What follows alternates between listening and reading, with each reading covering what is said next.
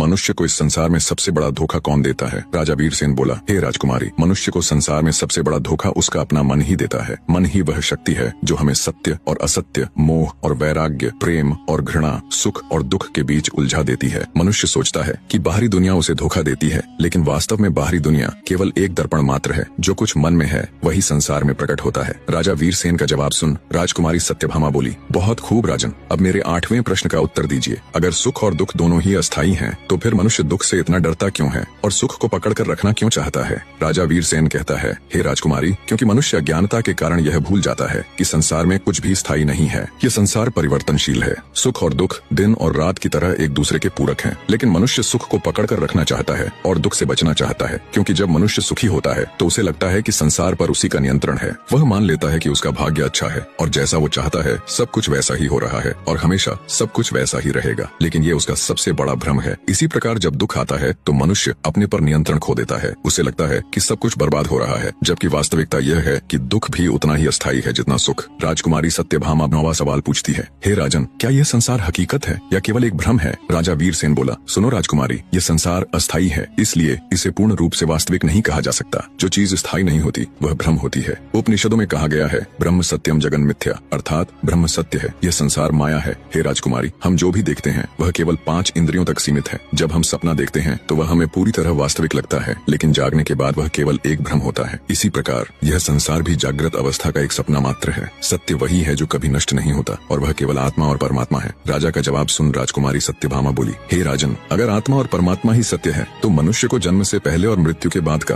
कुछ भी याद क्यों नहीं रहता? राजा वीरसेन राजकुमारी सत्यभामा के 10वें यानी आखिरी सवाल का जवाब देता हुआ बोला, हे राजकुमारी, क्योंकि प्रकृति ने हमें भूलने का वरदान दिया है ताकि हम अपने पिछले जन्मों के बंधनों से मुक्त होकर नए अनुभवों को जी सकें। यदि मनुष्य को अपने पिछले जन्म की याद रहती तो मनुष्य पिछले जन्म के सुख दुख में ही उलझा रहता और इस जीवन को सही से नहीं जी पाता। स्मृति का नाश ही नया सृजन है, अर्थात जब पुरानी यादें मिटती हैं तभी नया जीवन संभव होता है। कुछ लोग गहरे ध्यान और साधना से अपने पूर्व जन्म की झलक देख सकते हैं, लेकिन ये बहुत ही मुश्किल या यूं कहे लगभग असंभव ही होता है। मृत्यु के बाद आत्मा नए शरीर में प्रवेश कर जाती है और एक नया जीवन आरंभ होता है। अगर मनुष्य को सब कुछ याद रहता तो वह कभी भी आगे नहीं बढ़ता। बने रहे।